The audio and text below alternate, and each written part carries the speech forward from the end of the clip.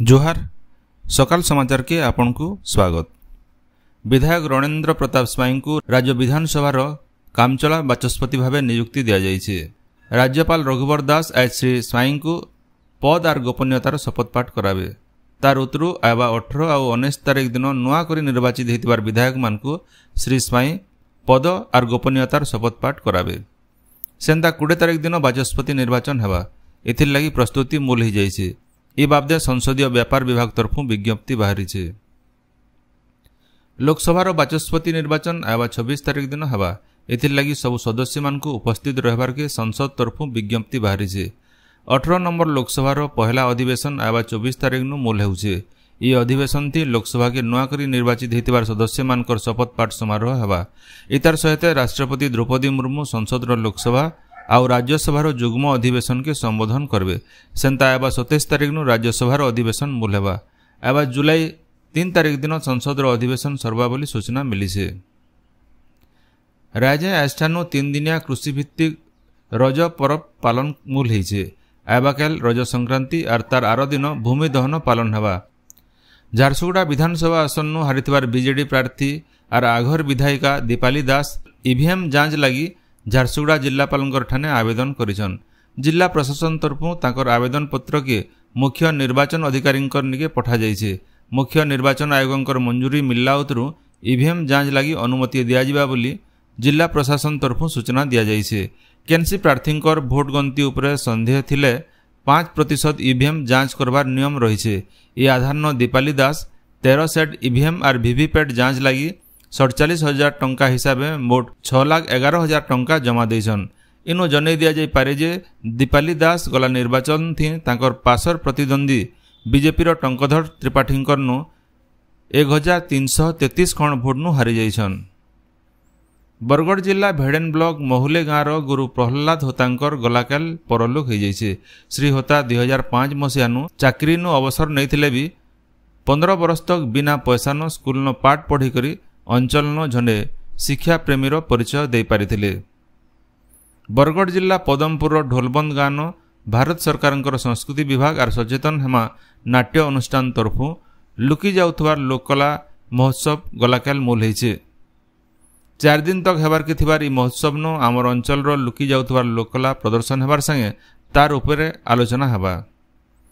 संबलपुर जिला बामरा ब्लॉक सागरा रोहिदास पड़ानो पानी बुड़ी करी गोटे 8 वर्षीय टुकेल मृत्यु घटी। गलाकाल छुआटा बंद के गाधी जाइतिला बेले बुड़ी जाइतिला।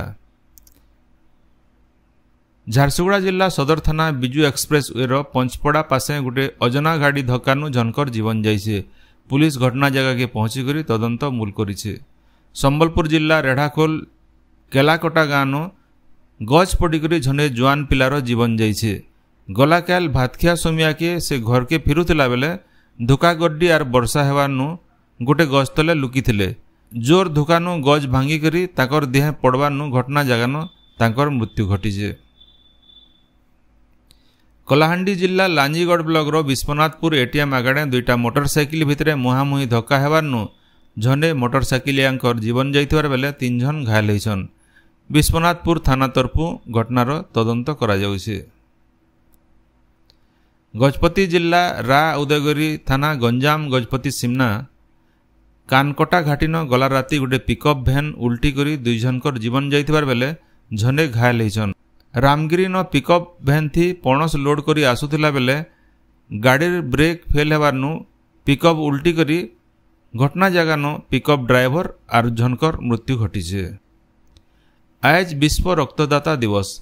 रक्तर महत्व बाबदे लोक सचेतन करवार लगी फी बछर आजिर दिने विश्व रक्तदाता दिवस पालन करा जाउछे।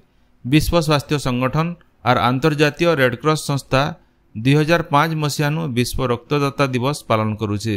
रक्त ग्रुप उद्भावन करिथिबार डाक्टर लैंड स्टेनर स्मृति थी तांकर जन्मदिन के ई दिवस भावे पालन करा जाउछे। रक्त अभाव रो मुकाबिला लगी सुस्थ लोक माने खेप खेप करी नियमित रक्तदान करबार जरूरी है। ई बछरर वार्ता हेउछे 20 वर्ष पालन रक्तदातांकु धन्यवाद। ई अवसरे आज भिन्न भिन्न सरकारी आउ बेसरकारी स्तर थी रक्तदान शिविर आउ सचेतनता कार्यक्रम आयोजन करा जाउछे। ए अवसर मुख्यमंत्री मोहन चरण माझी गोटे वार्ता थी सबु रक्तदाता मानकु अभिनंदन जनैछन।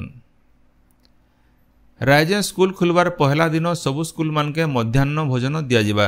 इ बाबदे विद्यालय आउ गणशिक्षा विभाग तरफु सबु जिला शिक्षा अधिकारी मानकु निर्देश दिया जाइछे। खरा छुट्टी उतारू आबा 18 तारिख दिन स्कूल खुलवार के जाउछे। आउ स्कूल खुलवार दिन ही छात्र छात्री मानकु मध्याह्न भोजन दियाजिबा। इनु जनै दिया जाई पारे जे प्राथमिक उच्च प्राथमिक श्रेणी छात्र छात्री मानकु पीएम पोषण कार्यक्रम थी मध्याह्न भोजन जुगै दिया जाउछे। शिक्षा मंत्रणालय तरफु पीएम पोषण अधीन थी आरटीआर पोषण सहायता सुनिश्चित करबार के राज्य और केंद्र शासित अंचल के मार्गदर्शिका जारी करा जाइछे। सरकारी अनुदान पाउथबा आवासिक की स्वतंत्र स्कूल थी पढ़ुथबा सबु खास दरकार थिबा पिला मानकु माहालिया यूनिफॉर्म आउ पाठ्यक्रम जुगै देबार के कहा जाइछे। इतार सहित सुखा राशन आउ प्रत्यक्ष लाभ हस्तांतर करबार के कहा जाइछे। श्रीक्षेत्र पुरीनो स्नान यात्रा के सुरुखुरुती पालन करबार लगी नीलाद्री भक्त निवास ठाने आज नीति सब कमिटी आउ 36 निजोग बैठक बसवा। नीति सब कमिटी बैठक ऊपर बेला 4 बजे बसवार के थिबार बेले 36 निजोग बैठक बेलबुडार 6 बजे बसवा बोली जना पड़िछे। इ दुही बैठक थी राजेंद्राभिषेक ठानु स्नान यात्रा तक नीति निर्घंट अनुमोदन कराजिबा। नीति सब कमिटी आउ 36 निजोग बैठक थी स्नान यात्रा नीति निर्घंट अनुमोदन उतारू श्रीमंदिर परिचालना कमिटी थी उपस्थापन कराजिबा। भारतीय एकक परिचय कर्तृपक्ष UIDAI माहालिया आधार अपडेट करवार समय सीमा के फेर घा 3 मास बढ़ाइछे।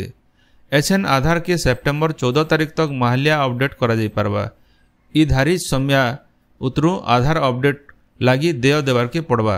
इनो जनै दिया जाई पारे जे माहालिया आधार अपडेट करवार लगी आगनु जून 14 तारिख शेष दिन थिला।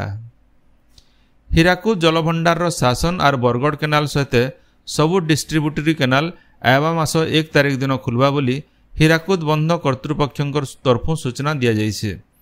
केनाल नवीकरण लगी एबतक शासन केनाल रो 15 किलोमीटर आउ बरगढ़ केनाल सज्जार कंक्रीटकरण काम शेष खेपे पहुंची से आड़े परमानपुर आउ हुमा डिस्ट्रीब्यूटरी रो काम भिल पाखापाखी 80% शेष होइतबार जना पड़िछे। राज्यर बड़भागी जगानो आबा 48 घंटा तक ग्रीष्म प्रवाह जारी रहबा। 3-4 दिन तक तापमात्रा थी खास नाई बदले बोली भुवनेश्वर पाणीपाग केन्द्र तरफु कहा जाइछे। 17 तारिख उतरू वर्षार संभावना रहिछे। रायजे मौसुमी पहुंचबार 5 दिन हो जाइतिले भिल इतार खास प्रभाव देखबार के नाई मिली। आजिर सकाल समाचार एतकी। जोहार।